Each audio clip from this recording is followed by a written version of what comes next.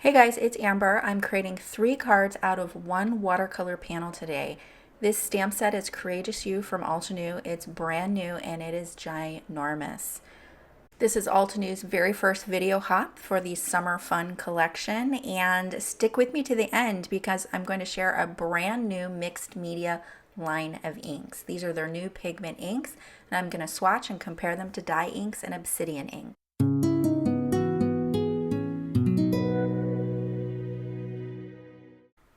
Courageous You is a 6x8 stamp set. You can see it here. It has loads of sentiments along with a huge floral arrangement, you guys. Look how big it is. It's bigger than my hand. And of course, the product insert shares many different ways that you can use this stamp set. Now, you can also get the coordinating die, and there's a brand new product line, 2 different product lines released with this release, and one of them is the simple coloring stencils. I don't have that product, but it's super cool. I have more information about that over on my blog, so I'll have a link to my blog post down below so that you can check that out. So I'm stamping this on watercolor paper, and this is a 6x9 sheet of watercolor paper here. I just trimmed down a larger piece, and I'm stamping this in obsidian pigment ink. This stamp is huge. I've left it in the same place, and in order to make sure that my watercolor paper doesn't move, I've just taped it to the side of the Misty because you can see that the paper is hanging outside of the original size Misty here.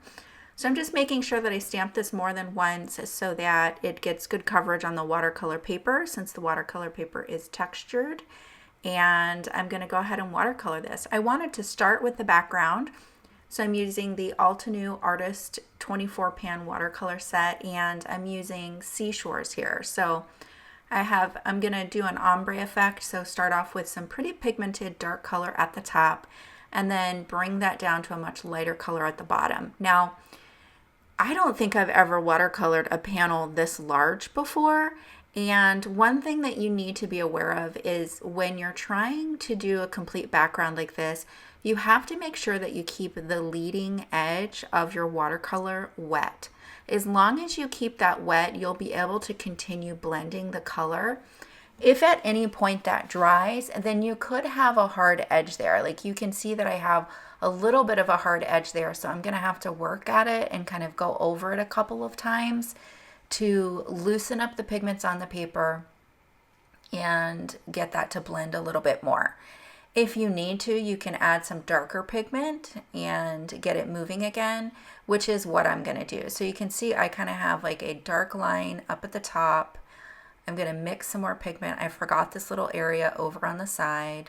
And I'm not looking for this to be a perfectly blended background, but I did want it to be darker at the top and lighter at the bottom. So here you can see I'm going to come in with the darker pigment and see if I can get rid of some of these harsh edges that I had created. So now at this point, the entire panel is just a little bit damp, and you can see that that hard edge that I had really starts to disappear as I've added that second layer.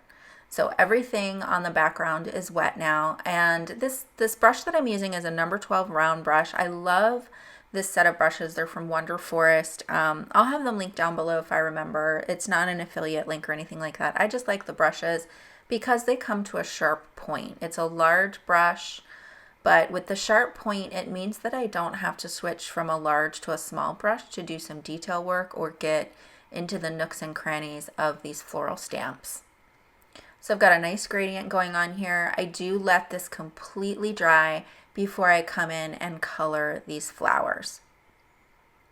And I let it air dry. If you let it air dry, you're going to have less warping to your paper. When you use a heat tool, it heats up the fibers of the paper really quickly and to a much higher temperature, and you tend to get more warping that way. So if you have time to let it air dry, that's really best to retain your flat paper. So here I'm going to do a wet on wet technique, and I'm putting down a little bit of clean clear water into the petals, and then I'm dropping in cherry blossom.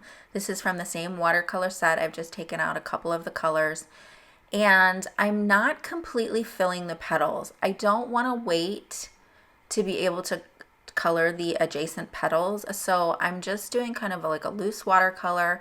I'm dropping in some water, not going all the way to the tips of the petals so that I can keep some white highlight. And I'm just going to do some messy watercolor.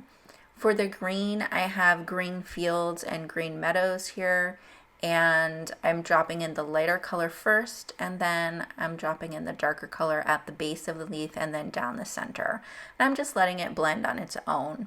So watercolor doesn't have to be challenging. You don't have to spend a ton of time on it. And I went for a loose watercolor look here because the stamp is so big, you guys. Like if I were to really sit down and do meticulous detailed watercolor, this would take quite a bit of time on such a large stamp set, but you can get a really effective and pretty look with loose watercolor like this. Now, normally it would really bother me that the edges of these flowers are white and there's a hard edge, but I kind of like the look. I let this air dry and then I decided to cut it into 3 pieces for 3 cards. Now this was a 6x9 panel, so I cut it down the center and had 2 long 3-inch wide pieces. So I created a slimline card, and the card panel measures 3 by 8 inches, and then these other 2 smaller ones measure 3 by 4¼ inches. These smaller ones are matted on A2 size pieces of Nina, and the slimline card is on a 3.5 by 8.5 piece of Nina. For the black sentiment on the left, the hello sentiment, I used Circle Greetings Hello die. I cut that out of a piece of black cardstock and then used a circle die because this die only cuts the center of the panel like this. Then I used a circle stacking die to cut that out of the card panel to create this here. And I thought it looked kind of cool weaving the card panel through there. You'll have to let me know what you think of that down below. Initially, I was thinking I would use this white hello panel over this pink flower, but it was so busy, I didn't like the look. Here's some close-up of the finished cards. I added some satin gold sequins, and for each card, I popped up the watercolored panel on some sticky back fun foam. For the second card, I used a very simple Choose Joy sentiment, which is from the same Courageous You stamp set. And for the slimline card, I stamped Some Days You Just Have to Create Your Own Sunshine, which I just love. Here are the 3 cards together, and then we will get to the mixed media inks. So here we have the 2 lines. They started with Red Cosmos and Green Fields, and it says that the inks are mixed media ink can be used on a variety of porous surfaces such as paper, fabric, wood, and more. They do become permanent when they're heat set with a heat tool or iron. You want to make sure you protect your iron with an additional layer of cloth, and they're acid free and archival. This is a pigment ink. It's water-based. And as compared to the dye ink package, the dye ink is fast drying. It'll give uniform coverage, crisp impression, excellent for water-based techniques like watercolor, ink smushing, and any stamping that you might be doing with your photopolymer or cling stamps. So I'll compare these to the oval inks. So here I have the crisp dye inks, the oval inks. It's all the same colors. So my assumption is that they're going to have the pigment inks in all of their colors, but I don't know that for sure. So I thought we would do a bit of a comparison here. So I have the Frosty Pink pigment ink, or the mixed media ink here. And I just have a solid circle stamp so that we can see what kind of coverage we get. The difference between these inks, obviously with pigment ink, it dries slower and the ink sits on the surface. It's super smooth and creamy, you guys. You get a beautiful stamping with it. I was curious of how it would clean off. I just wiped it on a standard baby wipe, and it cleaned off beautifully without any kind of residual. So I'll keep stamping this, but the difference between the ink pads is the mixed media inks have the foam pad, whereas the crisp dye inks have the felt pad. Here you can see how beautifully, really, both the dye ink and the pigment inks stamp beautifully. I love them both. I thought it would be interesting to see how they stamp sentiments since we did some solid ink. So on the left, I have the pigment or mixed media ink. On the right, I have the dye, crisp dye ink. You can see that they both stamp really well. The mixed media ink is super dark. Now, you do have to be careful because it is a foam pad. You don't want to press too firmly into the pad, especially with a fine sentiment. You can see the first time I used the mixed media ink on the bottom left, I had a little too much ink on the stamp. I pressed a little too hard on that foam pad. So that is something to get used to. you don't want to press hard on your foam pad with those fine sentiments. So here I'm going to do a quick run through of the Green Fields inks. So this is Frayed Leaf, Forest Glades, and Evergreen. And then of course it also includes Jet Black. And I was curious how the Jet Black pigment ink would compare to the Obsidian ink. So I'll show that next.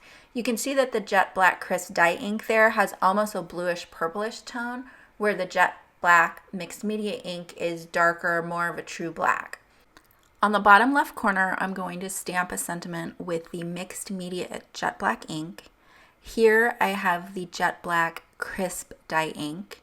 And then on this side, I'm going to stamp with the Obsidian pigment ink. Now here you can see the difference between the two pads. Mixed Media foam pad is on the left, and then the Obsidian pigment ink with the felt pad is on the right. Now the advantage of having the felt pad on this pigment ink is that it's a lot easier to stamp your sentiments and get them inked up. You don't have to worry about pushing a delicate sentiment down into the foam pad and getting too much ink on it like I did with the grapevine, because it's a firmer pad. So here you can see the Obsidian one has a beautifully detailed result. Turning the card, on the bottom left is the Mixed Media and to the right is the dye ink, and really all of these stamp beautifully, but I do find in terms of user friendliness for sentiments, the Obsidian pad is still going to be my go-to. Here are the swatches. You can see that both inks stamp really beautifully. I got some kind of mottled look on some of the crisp dye inks and the greens, but that's just because I didn't ink it up very well. Which ink you choose will be dependent upon what kind of project you're going to be doing. For instance, when I'm layer stamping, I really enjoy kind of layering colors on top of each other and without the colors mixing. That's really hard to do with dye inks, but pigment inks are perfect for that. So I'm excited to kind of explore the mixed media aspects of these inks and just kind of experiment. Here are all of my cards together. Like I said, for those other 3 cards, head on over to the Altenew YouTube channel to check those out, and I'll see you soon.